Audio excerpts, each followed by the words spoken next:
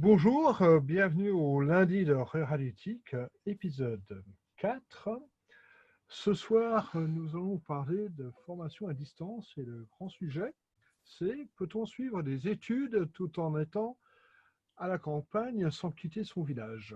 Pour ça, Jean-François Lachaume du CNAM va nous faire un atelier de présentation de la formation à distance, l'offre de la CNAM, et on va faire un retour d'expérience. Jean-François, je vous passe la main. À vous. On peut peut-être, comme vous l'avez suggéré, commencer par ce que les personnes puissent se présenter. Je vous donne la main, Jean-François. À vous. Très bien, merci Nicolas. Bonjour. Alors, j'ai Pascal en ligne et Catherine a priori. Ils sont deux personnes. Voilà. Je découvre Pascal Baratou. Ouais. Bonjour. Bonjour, donc je vais commencer. Pascal Baratou. J'habite dans un petit village, justement, en Auvergne, et je suis entre autres élu pour le numérique. Et donc, D'accord. un sujet, entre autres, aussi professionnellement, qui peut être intéressant. Voilà, donc c'est pour ça que je suis ça avec intérêt. D'accord, très bien. Ensuite, j'ai Catherine Lecouf qui est connectée, je crois. Ouais. Oui, Oui, qui m'entend. Parfait. Bonjour. ouais. Bonsoir. Bonjour. Moi, j'habite un village de 3500 habitants Oui, en Alsace très bien. et je fais partie du CCAS, mais je fais partie aussi d'une association qui accueille des réfugiés. D'accord. Et donc, avec l'association, on essaye de faire une formation à aux personnes. Donc, le monsieur, il est allé à Strasbourg et fait une formation en français à l'université, mais la dame, elle veut garder les enfants. Donc, du coup, j'ai pensé à une formation CNAM. D'accord. OK. Voilà. Mais ça me paraît, administrativement, ça me paraît infernal, quoi. On Non, abordera également ce point-là. merci. Je vous en prie, avec plaisir.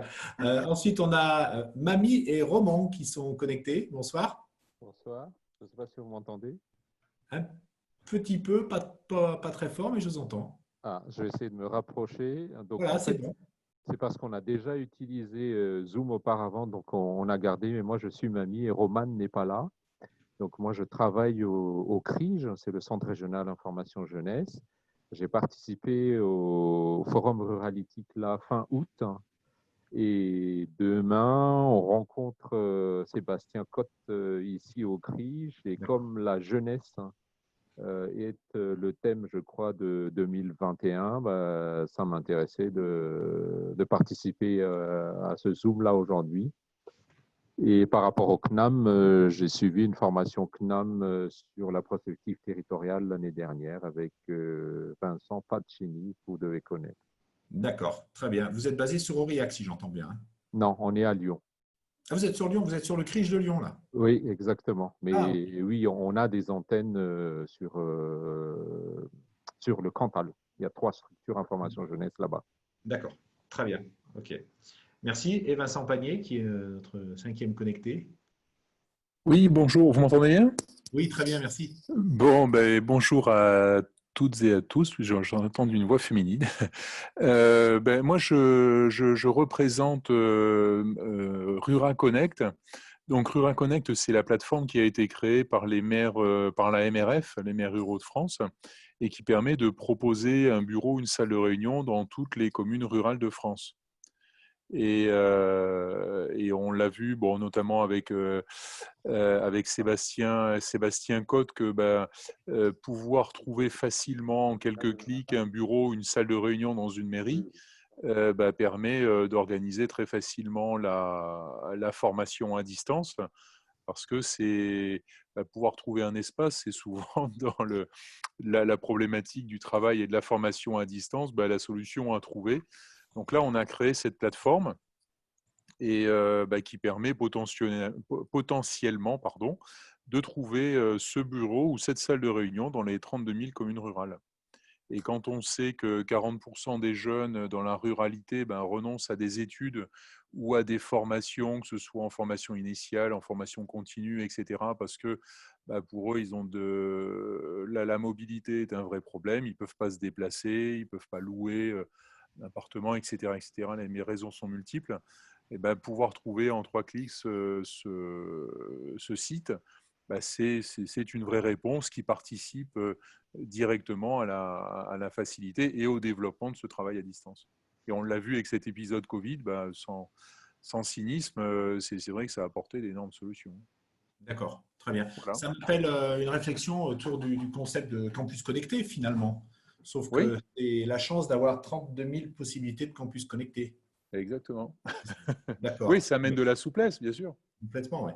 Donc, nous sommes donc réunis pour échanger sur cette thématique de la formation à distance. Alors, c'est intéressant parce que Mani a dit, voilà, j'ai fait le CNAM et on est purement dans les statistiques du CNAM puisqu'un Français sur 5 a fait le CNAM. Et là, autour de la table, on a 5 personnes connectées, dont une qui a fait le CNAM, on est bien dans les 20%. Les quotas étant respectés, on peut démarrer. Et c'est vrai que le CNAM, bon, rapidement, c'est une vieille maison, plus de 200 ans d'histoire. Un établissement public à Paris, un établissement public qui déploie en fait toute l'offre de formation nationale. D'accord ? Il y a plus de 600 diplômes au catalogue aujourd'hui au CNAM et chacun de ces diplômes sont découpés, subdivisés en blocs de compétences et la plus petite granulométrie, si vous voulez, d'un diplôme s'appelle une unité d'enseignement, un module, une matière, on l'appelle comme on veut. Ces 680 diplômes, c'est plus de 1500 modules aujourd'hui accessibles au CNAM sur les 160 centres physiques en France. C'est-à-dire qu'au-delà de l'établissement public à Paris, effectivement, en région, on déploie nos formations en fonction des typicités des territoires. Certains territoires souhaitent plus développer, certains centres en région souhaitent plus développer l'alternance, d'autres plus la formation continue. Pour aller dans le sens de ce que nous expliquait Catherine, sur certains territoires, on va travailler beaucoup plus la promotion sociale et l'insertion des publics fragilisés. Donc, on va avoir une stratégie, si vous voulez, un petit peu fondue aux besoins des territoires. Je ne vous cache pas que là, si on est connecté ce soir ensemble, c'est qu'il y a quelque chose de nouveau dans la feuille de route du CNAM, qui est d'investir des territoires sur lesquels le CNAM n'était historiquement pas présent à travers l'opération Cœur de territoire. Cœur de territoire pour Auvergne-Rhône-Alpes, donc la région sur laquelle je suis positionné, c'est Roanne, c'est Montélimar et c'est Aurillac. Donc 3 territoires qui ont répondu à un appel à manifestation d'intérêt, donc des politiques qui se sont tournés vers l'établissement public parisien en disant « Le CNAM, on vous accueille sur nos territoires. Nous sommes des communes entre 25 000 et 100 000 habitants où on sait qu'il y a de la place pour faire venir un nouvel acteur de la formation continue sur des thématiques qui ne sont pas couvertes aujourd'hui par les acteurs en présence. » Donc sur Aurillac, puisque là on est connecté suite à l'opération Ruralitique, sur Aurillac, effectivement, on a identifié qu'il y avait des besoins et ça a également un lien avec suivre ses études sans quitter mon village parce que la situation géographique d'Aurillac montre que le CNAM peut apporter des réponses par la formation à distance. Alors, il y a plusieurs façons de répondre avec la formation à distance. Vous avez des structures de formation aujourd'hui qui mettent en ligne des supports de cours et tout à chacun de se connecter sur une plateforme X ou Y, de télécharger des supports, de les imprimer à la maison, de travailler à distance, un peu comme le CNED, et puis finalement de rendre des devoirs sur des tiroirs électroniques et puis chez soi, on travaille de façon extrêmement solitaire et indépendante. Le CNAM n'est pas dans ces logiques-là. Le CNAM est dans une logique, si vous voulez, plutôt de proposer donc des modules, des unités d'enseignement ou plus, puisqu'on dit souvent au CNAM, on sait quand on rentre, on ne sait pas quand on en sort. Vous pouvez rentrer au CNAM avec un bac en poche et puis uniquement avec la formation à distance, aller chercher un bac plus 2, un bac plus 3 et pourquoi pas un titre d'ingénieur. Il faut être réaliste sur ces modalités-là. Il faut être réaliste. Il faut être réaliste parce qu'on sait tous qu'à un moment donné, pour l'avoir certainement expérimenté parmi vous, à un moment donné, il peut y avoir du découragement, il peut y avoir de la fatigue, il peut y avoir de l'indisponibilité parce qu'on a une vie de famille, parce qu'on a une vie professionnelle, et suivre régulièrement 2 ou 3 soirs par semaine des cours à distance, c'est compliqué. Je vais vous prendre un exemple. Quelqu'un qui va faire une licence, donc une 3e année d'études, si elle l'a fait après 2 ans de BTS ou 2 ans de DUT, et si cette personne est sur un schéma contrat d'alternance, contrat d'apprentissage, il lui faut 1 an. On sait tous qu'une année de licence, ça se fait en 1 an.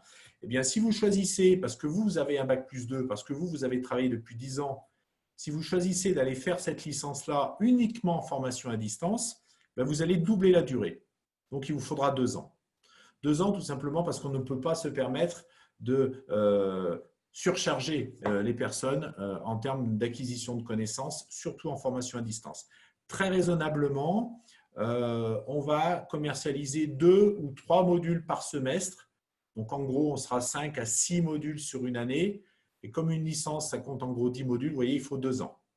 Ça, ce sont des personnes qui sont culturelles au CNAM, qui se sont arrêtées à un certain niveau d'études, au bac+2, au bac+3, et qui, pour des raisons d'organisation personnelle, c'est-à-dire j'ai une vie de famille, je ne peux pas aller me former le soir parce que dans les centres urbains, comme Marseille, comme Bordeaux, comme Lyon, il y a de la circulation. Et donc, pour arriver à l'heure en cours le soir, c'est compliqué. Et sachez, messieurs, dames, qu'aujourd'hui, le CNAM, au niveau national, perd de plus en plus d'élèves en cours du soir classique. Il y a encore Paris qui accueille des gens le soir après 18h30 jusqu'à 21h. Mais de plus en plus, on perd ces publics-là. Et c'est parce qu'il y a d'autres solutions pour se former qui sont des bonnes alternatives. La formation à distance en est une. Alors, comment ça marche concrètement? On va prendre l'exemple de quelqu'un qui est dans un village ou même dans un centre urbain, parce que la thématique du webinaire « Suivre ses études sans quitter son village », ça peut être aussi « Suivre ses études sans quitter son building en plein cœur de Paris ». Je vais déjà repérer qu'est-ce qui pourrait m'intéresser comme module. Par exemple, moi, je suis responsable commercial, j'ai 40 ans et j'ai besoin, et j'ai fait un DESS de marketing, vous voyez, il y a 20 ans, donc j'ai réussi mes études brillamment, j'ai suivi un cursus universitaire et maintenant, je me sens un petit peu en délicatesse sur la maîtrise des outils du marketing digital. Effectivement, les jeunes, ils arrivent, ça pousse, les réseaux sociaux, la communication sur le web, développer des petits applicatifs, ça ne me parle pas. Je ne sais pas m'en servir et j'ai du mal à être connecté avec ces jeunes-là. Et j'ai besoin d'être connecté, ne serait-ce parce que demain, je vais faire appel à un prestataire de service à qui je vais acheter une solution de communication digitale. Et si je ne parle pas le même langage que mon prestataire de service, je ne serai pas en capacité d'analyser son offre. Donc, je vais regarder un petit peu ce qui se présente au niveau de l'offre du CNAM. Et vous avez des unités d'enseignement, vous avez des modules qui, effectivement, je prends un exemple, un module sur 40 heures qui s'appelle les réseaux sociaux. Ça m'intéresse. Comment je fais pour me connecter? Comment je fais pour suivre la formation? Déjà, je vais me renseigner à mon centre d'attachement le plus proche. Celui qui est de Strasbourg, il va se rattacher au CNAM de Strasbourg. Sororiac, il va se rapprocher du CNAM de Lyon, puisqu'on est en Auvergne-Rhône-Alpes, etc., etc. Et cette formation-là, à partir du moment où vous aurez décidé ou validé le fait qu'elle correspond à votre besoin, parce qu'un conseiller du CNAM va vous aider à valider votre besoin, vous allez être connecté à une plateforme, un espace, un environnement numérique du CNAM, un ENF qui s'appelle le CNAM.net. Et sur cette plateforme, vous allez avoir un planning qui vous sera proposé par un enseignant qui aura écrit le scénario de la formation. Cette formation peut avoir 2 figures, soit une formation 100% à distance, et là, vous n'aurez aucun déplacement physique, si ce n'est le seul déplacement physique, ça sera pour passer un examen à la fin. Et évidemment, si vous êtes sur Aurillac, l'examen aura lieu à Aurillac. Si vous êtes sur Strasbourg, il aura lieu à Strasbourg, etc. Donc, 100% à distance. Donc, l'enseignant va vous proposer un scénario.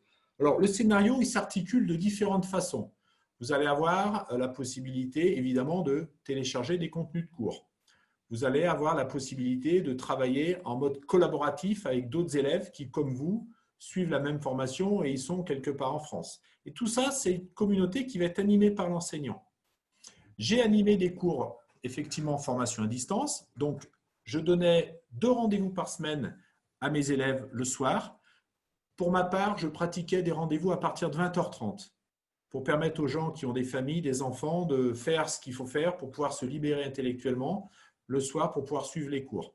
Mes séances de formation, elles duraient généralement 2 heures. D'accord? Elles duraient 2 heures. pendant lesquelles il y avait 1 heure qui était plutôt consacrée à une correction, on va dire, d'un travail qui avait été demandé aux élèves, de façon à pouvoir aussi les mettre en mode de travail collaboratif, et je reviendrai dessus. Et puis, 1 heure qui était plutôt dédiée à des apports de contenu.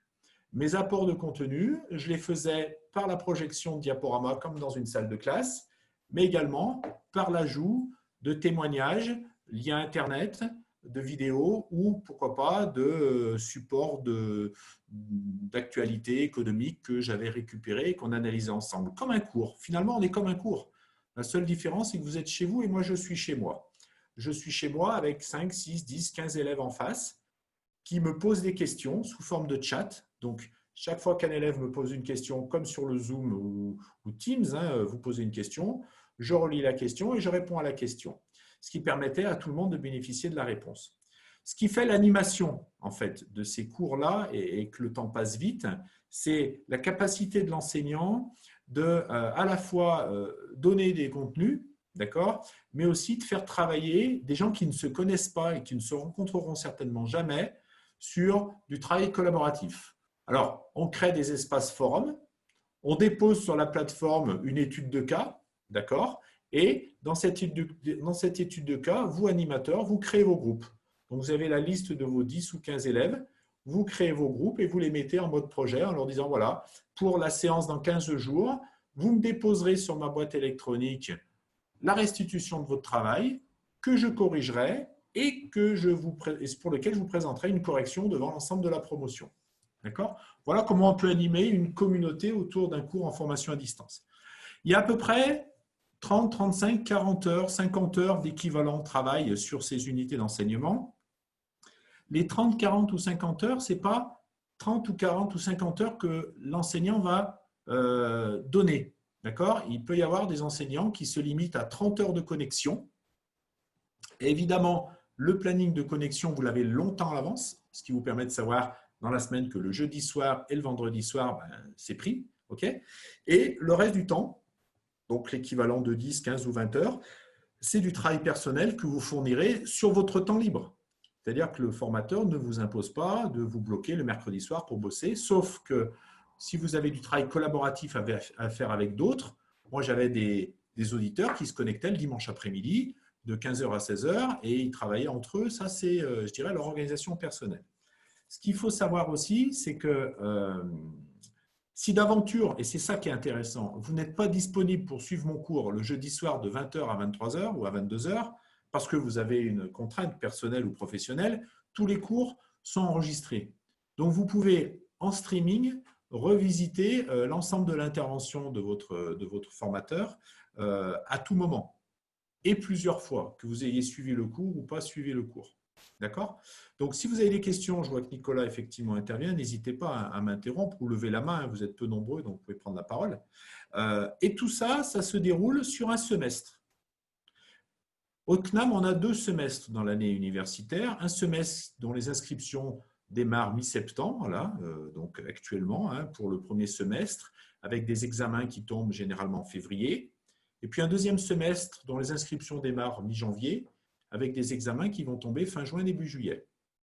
Donc, imaginons l'hypothèse, je veux performer sur le marketing digital, je m'inscris à 2 unités d'enseignement, une que je vais suivre au premier semestre, une que je vais suivre au deuxième semestre. Ce qui est intéressant avec le CNAM, si je resitue un petit peu par rapport au cadre institutionnel de l'école, le CNAM est sous tutelle du ministère de l'Enseignement supérieur et la Recherche, comme les universités. Ce qui signifie que tous les modules que vous allez suivre, toutes les formations sur lesquelles vous allez être positionné vont générer obligatoirement une certification officielle. Donc, vous pouvez vous positionner sur un titre RNCP, Répertoire national des certifications professionnelles, reconnaissance professionnelle, mais vous pouvez aussi vous positionner sur des diplômes d'État, licence, master. Évidemment, 80% de nos élèves aujourd'hui se positionnent sur des trajectoires Bac+2, Bac+3, Bac+4. Généralement, c'est là-dessus que les élèves se positionnent. Et important de se dire aussi que pourquoi on perd des élèves par rapport à avant ? C'est qu'aujourd'hui, nos jeunes poursuivent les études le plus loin possible.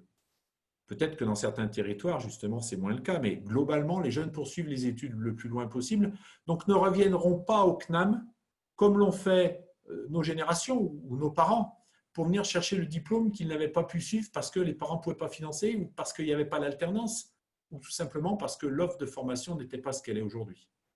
Donc, ceux qui viennent se former aujourd'hui au CNAM en formation continue sont bien souvent des gens qui vont chercher uniquement des blocs de compétences, des petits modules pour compléter leur expérience professionnelle. On a parfois des gens en RH qui viennent chercher des modules en outils RH pour compléter ce qu'ils ont pu apprendre il y a 15 ans avec un DESS ressources humaines, pour garder, on va dire, pour être à la page par rapport à toutes les évolutions qui peuvent se poser. Alors, Pascal pose la question, est-ce que toutes les formations sont disponibles en distanciel? Je vais répondre à la question, juste préciser que voilà, vous avez la première possibilité qui est de se former 100% en distanciel et vous avez la deuxième possibilité, et on le met en place et on le mettra en place pour des territoires comme Aurillac, c'est de se former en modalité hybride. C'est-à-dire que 75 à 80% de la connaissance va s'acquérir telle que je vous l'ai présentée, mais il y aura des regroupements. Il y aura 1 ou 2 regroupements physiques sur un tiers-lieu, à Aurillac par exemple, où là vous pourrez rencontrer en tête-à-tête l'enseignant que vous avez vu en distance ou un enseignant qui, à un moment donné, sera confronté à partager avec vous des choses qu'il ne peut pas confronter en distanciel. On a parfois, et je réponds à Pascal, certaines formations qui nécessitent des plateaux techniques parce que l'acquisition théorique ne suffira pas et il faudra mettre en application. Je prends l'exemple, sur certains modules d'une licence informatique, on peut donner du contenu à distance, mais à un moment donné, il faut passer sur la bécane. Et donc, c'est ça qui fait aussi la différence entre une formation qui sera 100% distancielle d'une formation qui sera hybridée. Et puis, il y a des formations qui ne sont absolument pas déployables à distance, puisque si on prend la licence, je prends une licence en électromécanique qu'on a au CNAM, il y a des unités d'enseignement, il y a, je crois que c'est 1/3 des unités d'enseignement qui sont en atelier. Donc, à partir du moment où vous êtes en atelier, on ne peut pas le faire en distanciel. Alors, on pourrait diffuser des vidéos, on pourrait expliquer des choses, mais ça perdrait tout son sens. D'accord ? Donc, tout le monde ne peut pas suivre, ou du moins, tout le monde ne peut pas acquérir tous les diplômes du CNAM à distance. On a une formation en psychologie du travail, par exemple. On a un bac+3, on a un bac+5. Là, on est sur une modalité un petit peu différente parce que l'enseignant il est dans une salle de classe à Lyon avec une dizaine d'élèves face à lui. Il est filmé et en même temps, il est retransmis sur, au domicile des gens qui veulent se former de chez eux. On a des dames, parce que c'est très féminin comme public sur la psychologie du travail, on a des dames qui habitent en Isère, qui ne peuvent pas venir à Lyon se former le samedi, qui se connectent de chez elles et qui voient l'enseignant faire son cours, mais là, pas de chez lui, d'une salle de classe au CNAM de Lyon avec des élèves. Donc, ça demande une agilité à l'enseignant parce qu'imaginez bien que là, regardez le webinaire, moi, je ne bouge pas, je suis assis dans mon bureau et je vous vois et c'est facile. Sauf que quand vous êtes dans une salle de classe, vous avez la tendance naturelle à vous déplacer, aller voir les élèves qui sont dans la salle et oublier ceux qui sont à distance. Donc, c'est une pédagogie encore un petit peu différente qui est un petit peu le mixte entre la formation à distance pure et le présentiel. D'accord ? Donc, ça, c'est intéressant. Donc, si par exemple, demain, quand on va avancer sur notre projet sur Aurillac, on détecte un besoin pointu sur une thématique où on n'a pas l'enseignant à Aurillac, parce que ça peut arriver de ne pas avoir la compétence enseignante à Aurillac, on imagine des solutions sur des tiers-lieux où l'enseignant restera physiquement sur un grand centre urbain et un regroupement d'élèves physiquement dans un tiers-lieu à Aurillac, par exemple. D'accord ? Voilà. Alors, la question qui m'est souvent posée, est-ce que c'est difficile de suivre la formation à distance? Alors, on a tous peut-être essayé les MOOC, les Massive Open Online Courses. Les MOOC, le CNAM est le premier producteur de MOOC en France. Je ne sais pas si vous savez ce que c'est. C'est de la formation, mais c'est plus de l'information sur des thématiques qui sont dispensées par des enseignants. Nous avons Cécile Dejoux au CNAM, professeur titulaire de la chaire ressources humaines. On a Alain Bauer sur la chaire criminalité, qui est connue, qu'on voit souvent sur BFM TV quand il y a des attentats. Ce sont des gens brillants qui ont fait des MOOC. On sait que les MOOC présentent l'avantage d'être gratuits. Il y a des MOOC maintenant qui génèrent même des certifications, mais le MOOC perd à peu près 70% des gens qui se connectent. C'est-à-dire sur une base de 100 personnes qui se lancent sur un MOOC, à la fin, vous en avez 30 à 40% qui vont jusqu'au bout. Pourquoi? Parce que c'est long. Et pourquoi? Parce que ce n'est pas très interactif comme le sont les cours à distance. D'accord? Donc, tout ce qui fait un petit peu la captivité du public, c'est la capacité à l'enseignant d'animer une communauté à distance. Et je peux vous dire qu'il y a des enseignants que nous ne mettons pas sur la fabrication des cours à distance parce qu'ils sont plus formatés pour faire du cours en face-à-face pédagogique que de fabriquer de la formation à distance. Se pose la question aussi de la réussite à l'examen. On a constaté qu'on avait les mêmes taux de réussite sur la formation à distance que sur la formation présentielle. Il n'y a pas d'impact sur la réussite parce qu'au-delà des temps de connexion que vous avez avec votre intervenant, l'intervenant met en place aussi des forums, est à disposition aussi des élèves sur des temps de suivi en fonction des modules. Il peut y avoir aussi des temps de suivi qui sont affectés aux élèves. Et là, je reboucle avec la question de Catherine. Effectivement, Catherine semblait dire tout à l'heure que ce n'est pas évident. Catherine, je suis d'accord avec vous. Pourquoi? Parce que c'est difficile quand on a on a fait des essais sur des demandeurs d'emploi. Sur des demandeurs d'emploi ou sur des publics fragilisés, l'acquisition de la connaissance à distance est compliquée. On sait que c'est plus facile quand on va être sur du middle management. On va être beaucoup plus en facilité sur des gens qui ont une appétence à la formation en totale autonomie. Même si c'est accompagné, on a besoin quand même de personnes qui sont en capacité de se former tout seuls. Je passe outre les facilités de se connecter, de maîtrise de l'outil informatique, mais c'est quand même important. On a aussi des tutos pour expliquer comment on utilise la plateforme le CNAM.net. Elle n'est pas forcément intuitive. Donc, quelqu'un qui serait en délicatesse déjà avec l'outil informatique, je crois que ça serait un gros danger que de vouloir forcer la dose et la mettre sur une formation à distance. Alors, j'ai quelques questions qui me sont posées. Je vais essayer d'y répondre. Si 2 ou 3 personnes suivent une même formation, peut-on prévoir des regroupements avec un enseignant ou autre hors du centre du CNAM? Alors, oui. Effectivement, si je prends Aurillac, par exemple, à Aurillac, il y a l'atelier qui a ouvert il y a quelque temps, qui est un tiers-lieu sur lequel on peut imaginer sans aucune difficulté à ce que l'intervenant soit à Saint-Étienne, à Lyon ou à Grenoble et puisse apporter une réponse pédagogique à des gens qui se regrouperaient sur un même tiers-lieu. Après, la question qu'on se pose, c'est est-ce qu'il est utile de regrouper des gens sur le même tiers-lieu ou est-ce qu'on peut laisser les gens chez eux? On va laisser les gens chez eux à partir du moment où l'enseignant a décidé de donner une information descendante. Par contre, l'intérêt de regrouper des gens sur un tiers-lieu, c'est pour après les faire travailler ensemble. Les faire travailler ensemble sur un projet pédagogique, sur une étude de cas que l'enseignant donne. Après, on peut aussi travailler à distance sur un projet commun, comme on le fait quand on a des entreprises avec des filiales. Ouais, mais justement, c'était pour 1 ou 2 sessions. Effectivement, on va dire que c'est un petit peu comme l'hybride, mais est-ce qu'on peut faire de l'hybride sans être proche d'un centre CNAM ou des villes dont vous avez situé? Vous avez parlé d'Aurillac, de Roanne ou autre. Si on est loin de tout centre du CNAM, est-ce qu'il n'est pas possible de faire déplacer de façon de montrer un centre éphémère, on va dire, juste pour 2 ou 3 regroupements pour apporter peut-être un contact pendant la formation, mais bien sûr 80 ou 90% de la formation reste en distanciel. C'est juste pour un complément.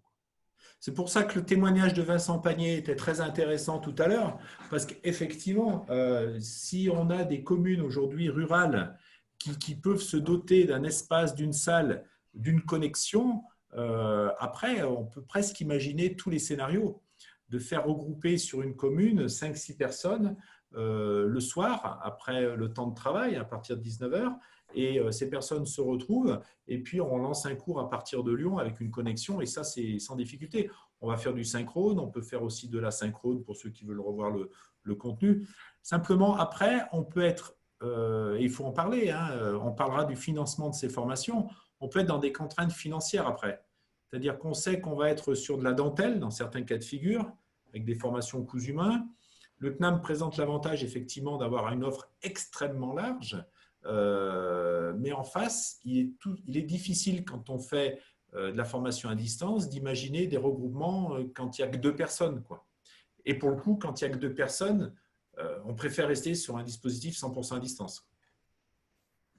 Et moi, pour l'instant, mon problème, c'est le financement. Je n'ai pas pour l'instant le financement de la formation. Et le CNAM Grand Est n'arrive pas à mettre le devis sur la plateforme Keros pour Pôle emploi. Et Pôle emploi voudrait absolument avoir le devis sur la plateforme. Alors ça, oui, alors ça, c'est une question purement technique avec… Ah oui, non, mais c'est technique, mais n'empêche que la formation, elle commence normalement le 28 septembre et moi, je n'ai pas d'inscription, je n'ai pas l'inscription, je n'ai pas le financement, donc je peux pas faire l'inscription. Enfin, je suis coincée. Vous êtes sur une formation à distance ou une formation présentielle? Complètement à distance. Et c'est une formation qui est dispensée sur Paris, puisque c'est analyse médicale, laborantine. D'accord. Et du coup, il faudrait qu'elle fasse des stages en guise d'atelier, parce qu'elle ne pourra pas se déplacer sur Paris pour faire les ateliers. Ah oui, parce qu'en plus, il y a une partie pratique. Ben oui. Ah oui. C'est pour ça que c'est compliqué. Enfin, moi, je trouve, vu de notre posture en Auvergne-Rhône-Alpes, on a enlevé toutes les formations qui nécessitent un regroupement pour des raisons pratiques si on n'est pas en capacité de mettre la pratique à proximité des gens formés, quoi. Parce que vous dites que c'est difficile et vous levez une vraie contrainte, surtout pour des gens qui auront peut-être du mal à se déplacer. Comment ils vont pouvoir valider leur contenu si d'aventure ils ne peuvent pas suivre 100% de la formation? Ça, je suis d'accord avec vous. Donc, oui, mais là, pour l'instant, là, mon problème, c'est même pas ça, parce que la dame du CNAM de Paris, elle m'a dit qu'elle devait faire 4 UE, que toutes les autres UE seront validées en VES, validation des études supérieures, et que donc elle a déjà plus de 10 ans de pratique dans son métier en Syrie. Donc c'est pas, je pense que au niveau de la pratique, il suffit qu'elle fasse des stages dans des entreprises ici localement et elle verra comment ça se passe et elle pourra pratiquer. Et à ce moment-là, elle pourra pratiquer. A priori, elle sait déjà faire. Le seul souci, c'est qu'elle n'a pas son diplôme et qu'elle est obligée de le repasser pour pouvoir l'utiliser en France. Voilà. Donc c'est pour ça que moi j'ai préféré lui proposer une formation dans son métier, là où elle a déjà plus de 10 ans d'expérience. Oui, pour valider l'expérience professionnelle, pour être dispensé de la partie pratique, quoi, en quelque sorte. Voilà. Et vous avez raison. Après, moi, à mon niveau, tel que vous me présentez la problématique, je ne vais pas avoir beaucoup d'aide et de réponses. Ouais. Chaque territoire et chaque centre en région noue un contact avec les prescripteurs de l'emploi et les financeurs de façon à trouver les solutions. Et madame, je peux vous dire, pour l'avoir expérimenté, que parfois, c'est difficile de trouver des solutions financières à des problématiques pourtant qui nous semblent tous légitimes. Hein, on est bien d'accord. Hein. Là, Jean-François, je suis entièrement d'accord avec vous. Et en fait, il faut faire un distinguo entre la formation partie technique contenu et toute la problématique administrative du financement. Et c'est vrai que c'est un frein. Bon, on va élargir sur la formation à distance de manière plus générale quand vous aurez fini votre présentation. Mais c'est vrai qu'aujourd'hui, en France, les demandeurs d'emploi qui passent par Pôle emploi doivent accéder à travers cette plateforme. Et c'est vrai que c'est très, très compliqué parce qu'il y a beaucoup d'organismes qui n'ont pas encore mis tout le catalogue sur la plateforme. Il y a des choses qui sont sur la plateforme, ça ne marche pas très bien. Donc, c'est vrai que c'est une véritable galère. Mais ça, ce n'est pas nécessairement le problème des fournisseurs de la formation, c'est plutôt un problème administratif de cette plateforme et de Pôle emploi pour ne pas les citer. Voilà. Alors, ça va me permettre d'enchaîner sur la question du financement. Il y a plusieurs cas de figure. Vous avez des gens qui sont en activité professionnelle en entreprise et qui veulent évoluer ou qui veulent se maintenir à l'emploi ou parce que leur responsable RH ou de formation lui dit, suite à ton entretien annuel d'évaluation, moi je suis d'accord pour te financer une formation. Tu regardes ce qui existe et puis après on voit comment on peut le mettre en œuvre. Donc il va y avoir une solution de financement déjà par l'entreprise dans le cadre du plan de formation. Première solution.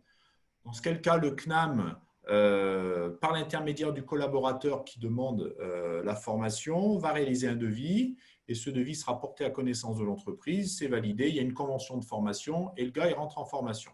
OK? Bon. Là, on a un tarif. Aujourd'hui, on a un tarif sur Auvergne-Rhône-Alpes. Dans ce cas de figure, on est à 22 € de l'heure. Donc, quelqu'un qui veut se former sur un module qui fait 40 heures, ça fait une unité d'enseignement à 800, 80, 900 €. Je vous donne les tarifs qui sont en vigueur actuellement. 50% de nos auditeurs en formation à distance sont dans ce schéma de financement. Ensuite, vous avez ceux qui viennent nous voir en nous disant, voilà, moi j'ai du compte personnel de formation, j'ai du CPF. Je voudrais suivre un module. Je voudrais suivre le module droit social, parce que dans mon activité professionnelle, il faut que je m'affine en droit social. Alors oui, il existe une unité d'enseignement en droit social qui est accessible 100% à distance, elle est bien faite. Elle est bien faite, elle est produite d'ailleurs par le CNAM Bretagne. Donc elle peut être produite d'ailleurs, la formation à distance, je ne l'ai pas précisé, c'est l'ensemble des 150 centres en France qui se sont répartis la production des unités d'enseignement en formation à distance en fonction des compétences de chaque centre.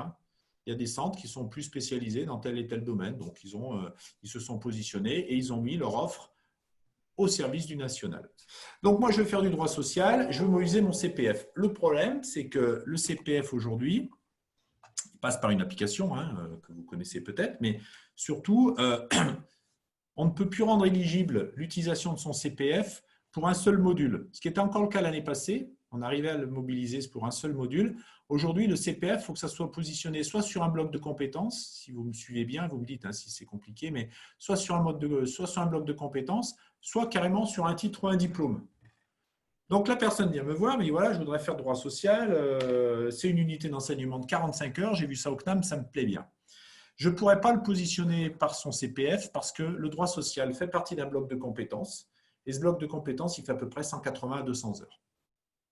Donc le gars, il va vous dire, attendez, moi je ne veux pas me former 200 heures, moi je veux juste prendre un module parmi le bloc de compétences. Donc on va avoir une difficulté et ça c'est d'une manière générale pour l'ensemble des organismes de formation qui sont visibles sur la plateforme du CPF que d'avoir une contrainte minimum d'heures de formation. Donc, le troisième cas de figure, qui va presque représenter 50% des stagiaires restants, c'est de dire tu finances ta formation. Vous, monsieur, vous suivez une formation en droit social. Le CNAM vous permet de financer votre formation à titre individuel. Et donc là, pour le coup, on est sur des tarifs complètement différents. Et par rapport à l'intervention de madame tout à l'heure, la différence se fait en fonction aussi de l'accompagnement des régions. Vous avez des régions politiques qui mettent de l'argent pour que les gens puissent se former, qui versent des subventions finalement au CNAM. Le CNAM Auvergne-Rhône-Alpes, il y a 3 ans, avec la nouvelle gouvernance, a perdu 100% de sa subvention. Donc, quelqu'un qui veut se former par ses propres moyens, à l'heure où je vous parle, le tarif est de 5 € de l'heure. Celui qui suit une formation de 40 heures à 22 € de l'heure, si c'est une entreprise, convention à 880 €, si vous me suivez bien, c'est le modèle que je vous présentais tout à l'heure. Le modèle actuel, c'est, je m'appelle Vincent Panier, je veux me former au CNAM, je ne veux pas que ça passe par mon employeur, je veux me former tout seul parce que mon épouse monte une chambre d'hôte, il faut que je me forme sur la comptabilité parce que je veux l'aider. Eh bien, M. Panier, il va s'inscrire au CNAM en tant qu'auditeur individuel, financement individuel. Et il me fera un chèque, d'accord, de 40 heures à 5 € de l'heure de 200 €. Donc, vous voyez, les modèles économiques, c'est vous mettre un peu dans l'ambiance de comment ça marche, un modèle économique. Le modèle économique, il est compliqué. On pourrait effectivement faire un regroupement dans une petite commune de 3-4 personnes. Mais ce regroupement sur 3-4 personnes sera possible si j'ai 3-4 personnes qui sont sous convention entreprise. Parce que ma recette sera plus importante et je pourrai mieux mobiliser un formateur. À partir du moment où vous avez quelqu'un qui veut se former sur un module et qui se forme en individuel, il est absolument impossible pour n'importe quel centre CNAM en France de mettre un formateur en face d'une personne. Si vous mettez un formateur en face d'une personne, c'est que vous avez un prix de vente qui permet de couvrir vos frais de structure et de vos coûts enseignants. Alors, on déborde un peu du sujet, hein, suivre ses études sans quitter son village, mais c'est pour vous expliquer aussi les modèles économiques qui nous contraignent parfois à avoir une réponse pédagogique, parce que la FOD, formation à distance, c'est une réponse pédagogique, mais qui va s'articuler uniquement autour du distanciel. D'accord? Voilà. Alors, les tarifs en distanciel, pour répondre à Pascal, les tarifs en distanciel sont effectivement aujourd'hui les mêmes que si c'est du tarif en présentiel hors temps de travail le soir, comme on a connu par le passé au CNAM. Oui, c'est le même. D'accord? Et le tarif hybride, c'est aussi le même. C'est nous, après, derrière, en back-office, sur nos modèles économiques, en fonction s'il y a du TP ou pas du TP, il y a plein de paramètres, hein, qu'on voit quelle solution on va apporter à nos élèves. Donc, le modèle économique, c'est important. Donc, soit c'est un financement individuel, soit je mobilise mon CPF avec les contraintes de ce qu'est le CPF aujourd'hui réglementairement, soit j'ai mon employeur qui me finance la formation. Je ne vous cache pas que pour le CNAM, quand c'est l'entreprise qui finance la formation, c'est le meilleur modèle économique. D'accord ? Mais ça ne représente qu'un élève sur deux. On prend d'autres régions en France. Si on prend PACA, Nouvelle-Aquitaine, Hauts-de-France, Grand Est, on a des régions qui financent et qui subventionnent la promotion sociale. Là, on est sur de la promotion sociale. Et soyez pas surpris si vous entendez quelqu'un qui vous dit « moi, je me suis formé en Bretagne, l'heure, elle est à 2 €. » Et oui, l'heure est à 2 € parce que la région Bretagne va financer les formations pour le compte du conservatoire sur des publics en promotion sociale. Donc, chaque politique de région est différente. Et si on a des demandeurs d'emploi, je ne me refuse pas, mais je suis extrêmement hostile à proposer de la formation à distance à des demandeurs d'emploi. On en avait parlé avec Nicolas, tout simplement parce que je pense fondamentalement que le demandeur d'emploi a besoin de lien social. Et au-delà d'apporter simplement du contenu, de la connaissance et de l'expérience à travers les discours d'intervenants, je crois que le demandeur d'emploi a besoin aussi de travailler avec d'autres personnes dans un environnement de dynamique. Je parlais du formateur du CNAM. On a une obligation au CNAM. C'est que notre formateur doit répondre à 2 critères. Premier critère, il doit être issu du monde de l'enseignement supérieur dans ses études académiques. Donc, au minimum, un bac+3 et de plus en plus un bac+5 pour enseigner. Et quand on est sur des masters, on est sur des enseignants-chercheurs, mais au moins un bac+4-5 et avoir une expérience professionnelle dans le domaine enseigné. Ce panier, tout à l'heure, vous parliez du numérique. Effectivement, ces enseignants sont agréés par le CNAM de Paris. Donc, si d'aventure, demain, je veux faire intervenir Nicolas, tiens, comme enseignant au CNAM, pourquoi pas, il me dit, écoutez, monsieur Lachaud, je vais intervenir. Je vais faire porter connaissance à Paris du CV de Nicolas. Et son CV devra faire ressortir à la fois une expérience significative dans l'enseignement qu'il va proposer, mais aussi un cursus universitaire d'enseignement supérieur. Et c'est malgré tout pas parce que ces 2 conditions sont réunies que l'enseignant va être à l'aise sur un cours en formation à distance ou à l'aise sur un cours en formation présentielle. Donc, il y a tout un accompagnement également qui est fait dans la scénarisation des cours du prof de façon à ce que l'unité d'enseignement soit la plus vivante possible et amène le plus de satisfaction aux auditeurs. Donc, il y a des enquêtes annuelles qui sont faites par le CNAM de Paris. Il arrive parfois que certaines unités d'enseignement sont supprimées ou sont à recréer parce que l'enseignant est resté sur des méthodes traditionnelles de téléchargement de cours, par exemple. Vous voyez, nous, on favorise beaucoup le fait que l'enseignant doit se connecter régulièrement le soir sur un cours, comme je le fais là, si vous voulez, comme si j'étais en train d'animer un cours, répondre aux questions et animer la communauté.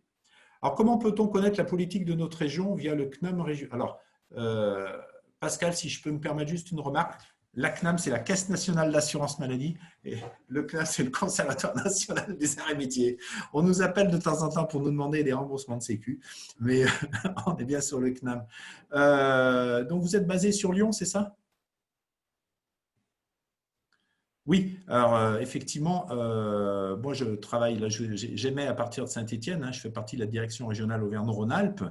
Donc, moi ce que je peux vous proposer, si vous le souhaitez, c'est qu'on on peut faire un échange privilégié pour vous expliquer peut-être plus de choses ou vous mettre en relation avec un conseiller commercial du CNAM. Si c'est une formation que vous souhaitez pour vous, c'est un conseiller formation. Si vous êtes chef d'entreprise et que vous voulez faire former vos collaborateurs, à ce moment-là, moi, je prendrai contact avec vous. Tout dépend de la nature de votre demande, quoi. Mais la région Auvergne-Rhône-Alpes, effectivement, avec la nouvelle gouvernance qui est arrivée il y a 3 ou 4 ans maintenant, a réduit à zéro les aides que nous avions pour accompagner des demandeurs d'emploi. C'est-à-dire qu'aujourd'hui, des demandeurs d'emploi, on n'en a plus du tout au niveau du CNAM. Ce qui est bien dommage. Donc, après, on fait un travail de proximité avec la direction régionale de Pôle emploi. Donc là, on travaille avec l'État. Pour le coup, on n'est plus avec la région, hein. On travaille avec l'État. On répond à des appels d'offres pour pouvoir quand même jouer notre rôle de, comment dirais-je, de promoteur social. Alors, moi, je suis très intéressé par ce que M. Panier disait tout à l'heure. Si éventuellement, vous pouvez reprendre la parole pour juste voir comment on pourrait s'articuler quelque chose avec justement les communes de France, pour le coup. Écoutez, c'est assez simple, c'est-à-dire c'est un réseau qui est en train de se développer. On a créé une plateforme qui permet à une commune, à une mairie de proposer un bureau, une salle de réunion quand elle le souhaite. Ça fonctionne par demi-journée. C'est elle qui renseigne comment dirais-je, ses disponibilités. Cette proposition de locaux se fait dans le cadre d'une tarification fixe, hein, c'est-à-dire que ce n'est pas la commune qui décide de la tarification elle est fixe et unique partout en France. Donc pour une salle de réunion, c'est 3 € par place disponible. Donc une salle de réunion de 4 places, de 5 places, ça va être 3 x 4, 12, 3 x 5, 15, etc. Et donc voilà comment ça se passe. Tout se réserve en ligne. Donc l'utilisateur voit un calendrier apparaître, il réserve ses créneaux horaires autant qu'il en veut, hein, c'est très souple. Il y a une notification, la plateforme gère ça automatiquement. Et on a développé un système de prépaiement pour faciliter la réservation de ces espaces à distance. C'est-à-dire qu'on a créé un système de prépaiement qui s'appelle le ticket collaboratif. Et donc, les bénéficiaires du ticket collaboratif peuvent réserver cet espace sans en avoir la charge financière. Aujourd'hui, je prends un exemple très, très simple. Pôle emploi s'est emparé du dispositif et Pôle emploi a vu que parmi ces demandeurs d'emploi, il y avait une proportion grandissante de créateurs d'entreprises. Le scénario est assez classique aujourd'hui, c'est-à-dire des gens cherchent un emploi, au bout d'un certain temps ne le trouvent pas, parce que c'est très difficile de trouver un emploi, et se disent, tiens, je vais créer ma boîte, je vais créer un projet. Donc Pôle emploi soutient ça, parce que c'est une proportion grandissante. Et donc, Pôle emploi en Nouvelle-Aquitaine, puisque ça a démarré en Nouvelle-Aquitaine, met à disposition de créateurs d'entreprises demandeurs d'emploi des tickets collaboratifs. Donc, Pôle emploi gère des listes de bénéficiaires et attribue X tickets collaboratifs. Donc voilà, ça se passe bien. Donc, ce qu'on pourrait imaginer, c'est de gérer ça, de discuter, d'étudier quelques cas très concrets et que des dispositifs puissent flécher, soutenir des personnes qui sont dans des villages. Bon, je sais qu'il y a déjà eu des cas de formation, alors peut-être pas, très certainement pas avec le CNAM, d'ailleurs ça s'est passé, je crois, dans le Cantal, où il y avait eu une promotion.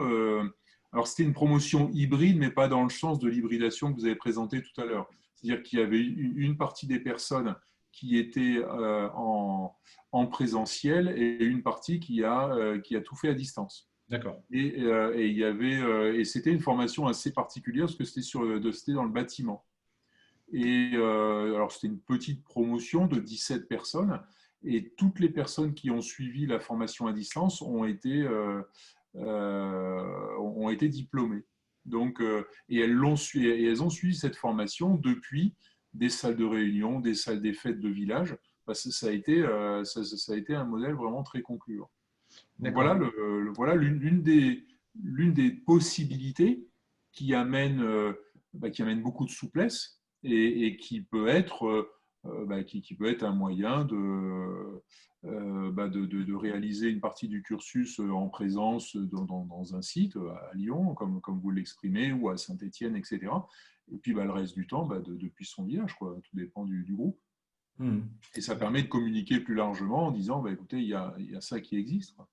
Tout à fait. Et là, le site s'appelle comment Alors, le site s'appelle Rura Connect, RURACONECT.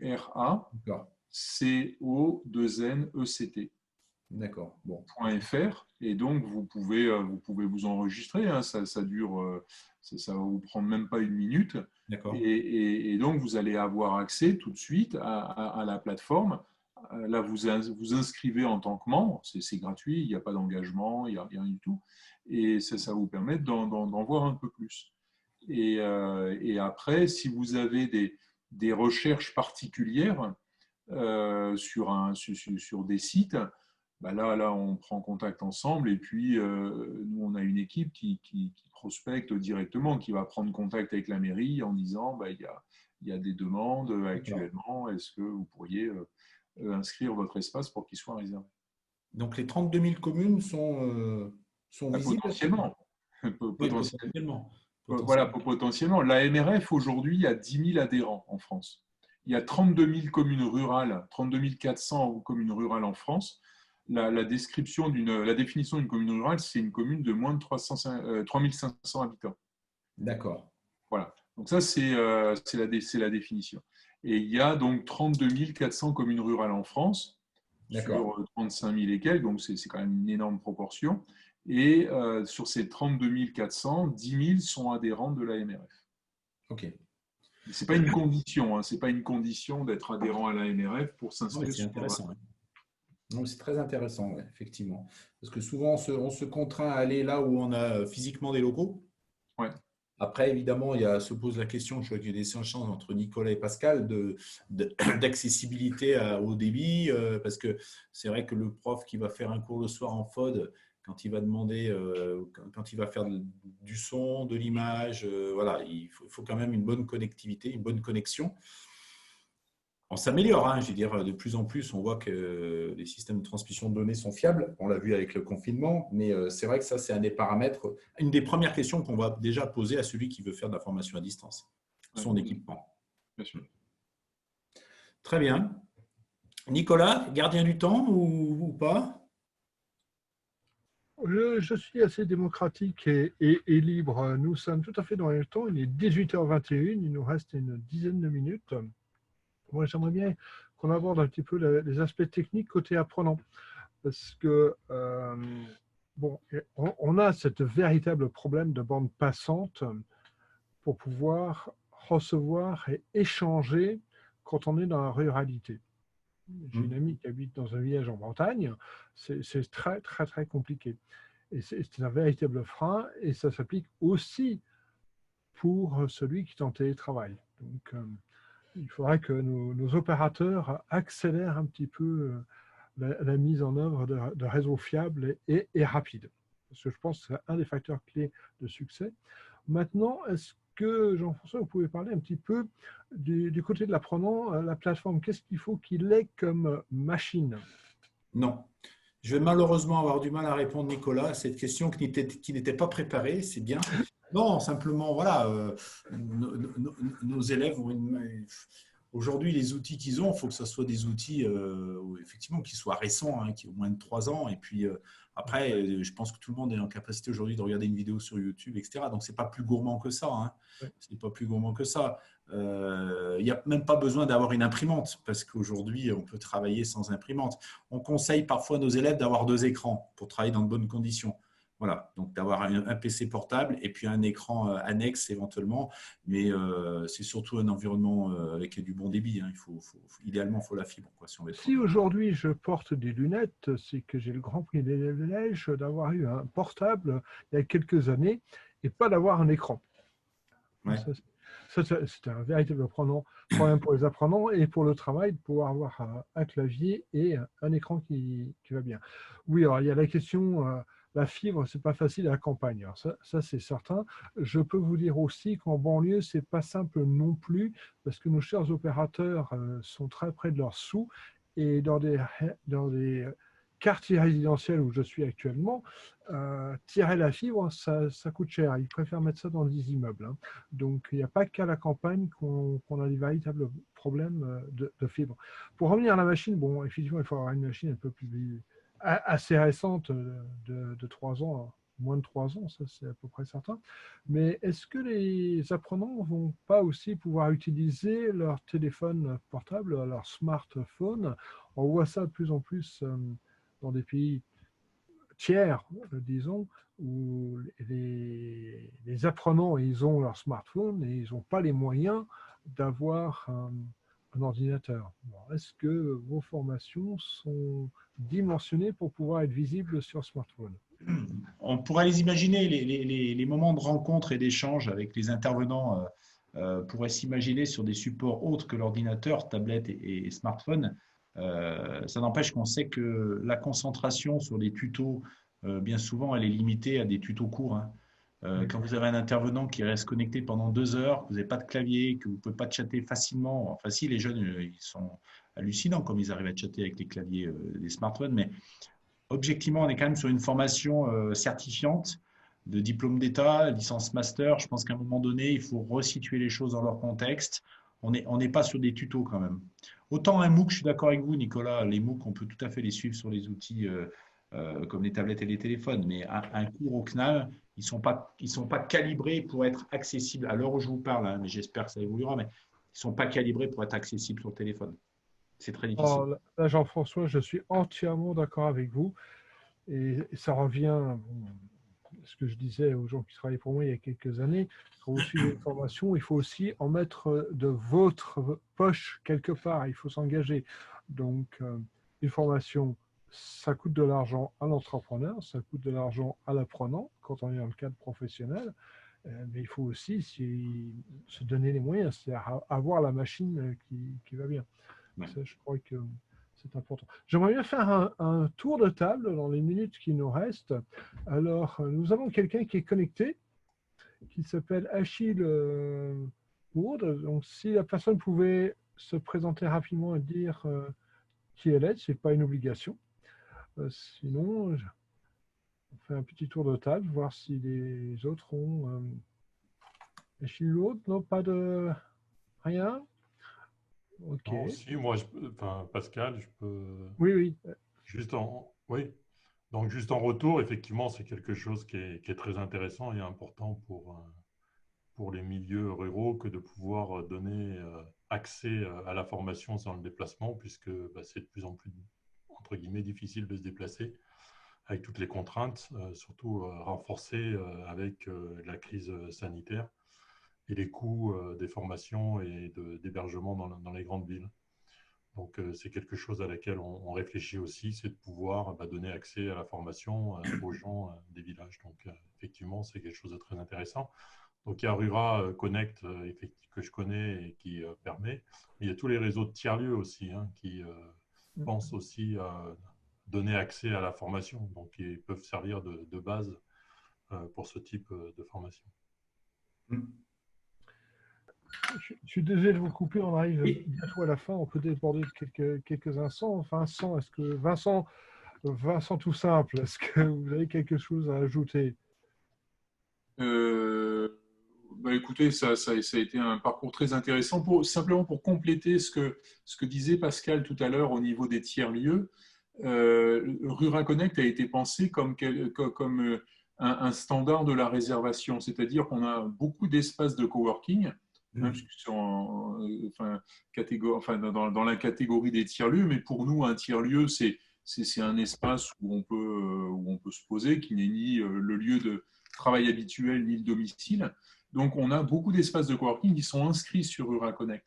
Et l'idée, c'est de centraliser cette offre, parce que sur les territoires, il existe énormément d'initiatives, mais si on n'en a pas la connaissance, si on ne les connaît pas, c'est très difficile à trouver.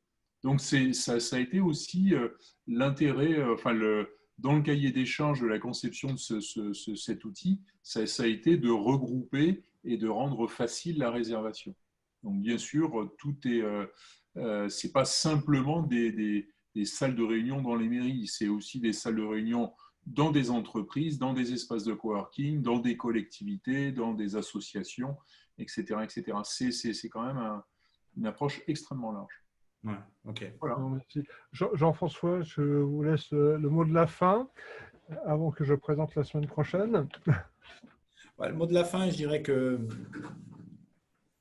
on va considérer que malheureusement, la crise sanitaire est une opportunité pour permettre à des personnes qui, à un moment donné, se posaient la question de la qualité, de l'efficacité, de la possibilité d'apprendre à distance. Certains et certaines étaient déjà convaincus que c'est une bonne alternative au présentiel, pour des raisons que je vous évoquais tout à l'heure. Structure monoparentale, je ne peux pas me déplacer. Les centres urbains, c'est compliqué. L'offre de formation n'est pas disponible sur mon territoire. Mais ça permet aussi toute la profession de se professionnaliser. Donc, on rentre dans un secteur, nous, qui devient plus concurrentiel que ce qu'il était par le passé, puisqu'on s'aperçoit, et notamment, je vais vous prendre un exemple pour terminer, en cybersécurité. On a toute notre offre de formation aujourd'hui en informatique et plus particulièrement en cybersécurité qui est accessible en formation à distance. Mais parfois, les entreprises nous disent « Mais pourquoi je vais payer une formation alors que j'ai plein de tutos sur le net qui me permet de me former quoi, et puis d'apprendre des choses ?» Alors effectivement, il y a de l'information. Là, nous, on est sur de la formation et on rajoute à ça l'étiquette certification qui nous différencie de la concurrence. Mais voilà, le marché concurrentiel, il est présent. Il y a de très belles choses qui existent aujourd'hui en formation à distance, au CNAM et ailleurs. Je pense qu'il faut juste s'assurer que la formation que je vais suivre m'apporte une vraie valeur ajoutée en termes de montée en compétences et puis surtout qu'il y ait une certification parce qu'on est encore en France et en France, c'est vrai que le diplôme, le titre, c'est une reconnaissance, c'est un vrai label. Merci Jean-François pour votre intervention. Moi, j'ai trouvé ça passionnant et tout à fait à propos. Le CNAM, c'est une vieille maison qui vraiment permet d'offrir des formations de pointe reconnues. C'est quoi? C'est un Français sur 5 a suivi une formation du CNAM? Ouais. Je suis impressionné. Je suis vraiment impressionné. Merci à tout le monde. Alors, merci messieurs, dames. La semaine prochaine, nous allons, je vais basculer dessus, nous allons avoir un autre épisode, l'épisode 4 du lundi de ruralité, où on va parler les réseaux d'initiatives publiques première génération au débit ont 20 ans. Et là, ça va être animé par Mireille Benin qui a participé à notre atelier d'aujourd'hui. Et c'est vrai, on a vraiment besoin de développer les réseaux d'initiatives privées, d'avoir des réseaux compétents sur tous les territoires. Et comme Jean-François le disait, le Covid est un facteur de changement. Je dis à chaque séance, Cotter, qui a énormément travaillé sur le changement, a dit quelque chose dans son livre, entre autres, Mon iceberg est en train de fondre. On ne bouge qu'en situation de crise. Donc, on est en situation de crise et je pense que nos politiques, nos opérateurs et tout le monde vont faire le nécessaire pour qu'on puisse vraiment passer dans un 21e siècle connecté. Je vous remercie beaucoup de votre participation. Je vous souhaite une excellente soirée et j'espère vous voir la semaine prochaine pour un autre atelier. Bonne soirée. Merci. Bonsoir.